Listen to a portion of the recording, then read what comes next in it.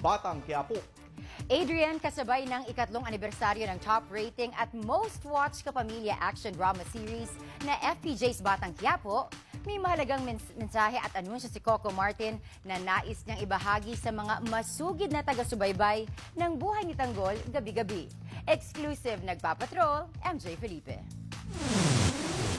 Sa nakaraang 3 taon, gabi-gabing sinubaybayan ng mga manunood ang buhay ni Tanggol at ang mga karakter na naging bahagi at nagbigay kulay sa kanyang buhay. Sabi ko noon, nung ginagawa ko to, alam ko hindi ko mapapantayan ng probinsyano. Kasi 7 years eh. Kahit siya nang pumunta, Cardo. Tatak na yun eh. Oo, tumatak. Pero after 1 month pa lang, kumbaga, lumabas na, sinilang na agad si Tanggol. Kumbaga, tawag na agad sa akin ng mga tao, Tanggol eh. Yung achievement ng Batang Quiapo ay, sabi ko nga, pumantay sa probinsyano. Gabi-gabi ring inabangan at naging usap-usapan ang mga makapigil hiningang eksena, nag-uumapaw na emosyon at buwis buhay na aksyon. Pero batid ng bidang si Coco Martin na ang lahat ng kwento may simula, gitna at dulo. Nung naramdaman ko na si Tanggol, yung karakter ni Tanggol, parang nagawa niya na lahat ng elements na hanggang sa natalo siya doon sa eleksyon. Ano pa ba yung pinaka-major na tatakbuhin ng kwento? Nung ginalaw ko na yung kwento at ginalaw ko na yung mga karakter, naramdaman kong parang hanggang dito na lang yung takbo ng buhay ni Tanggol sa Quiapo. Ang hirap lumabas sa bibig. Ang hirap tanggapin din na papasok minsan sa magtatapos na. Mabigat para kay Coco ang desisyong ito, lalo't napamahal na sa kanya ang kwento at ang papel niya bilang si Tanggol.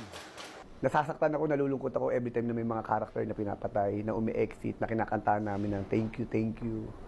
Tapos ngayon, ito finally, magpapasalamat na ako sa lahat ng mga taong nagmahal at sumuporta. Na salamat po sa 3 taong pag-suporta at pagmamahal niyo sa Batang Quiapo. Nagiging emotional ako kasi hirap na hirap talaga kami. Sobrang hirap talaga ng paggawa ng Batang Quiapo. Hindi lang yung pagbuo, kundi yung pag-arte, lahat ng all aspects sa lahat ng mga crew, sa mga directors, actors. Kwento pa ni Coco, inilatag niya ang hangganan ng kwento ni Tanggol sa management. Kung yun yung pinakamagandang kwento mabubuo natin sa pagtatapos ng Batang Quiapo, kung ano yung deserve ng show at deserve ng mga manonood natin, okay lang. Pero pinaghandaan namin ang pagtatapos talaga ng Batang Quiapo. More than sa pagtatapos ng probinsyano. Isang makapigil hiningang finale na sinisiguro niyang tatatak sa kasaysayan ng telebisyon. Ito ang regalo ni Coco sa lahat ng mga Pilipinong yumakap at nagpatuloy sa FPJ's Batang Quiapo sa kanilang mga tahanan sa loob ng 3 taon. Sana po samahan nyo kami at pinapangako po namin sa inyo na sa loob ng 3 taon, itong 3 linggong ito ay ang isa sa mga hindi nyo malilimutan na mga teleserye na mapapanood ninyo sa gabi-gabi. Balita ko, meron ka pa daw isang mahalagang anunsyo. Tama ba? Meron akong isang sasabihin sa mga tao na isang importanteng bagay na kailangan nilang malaman.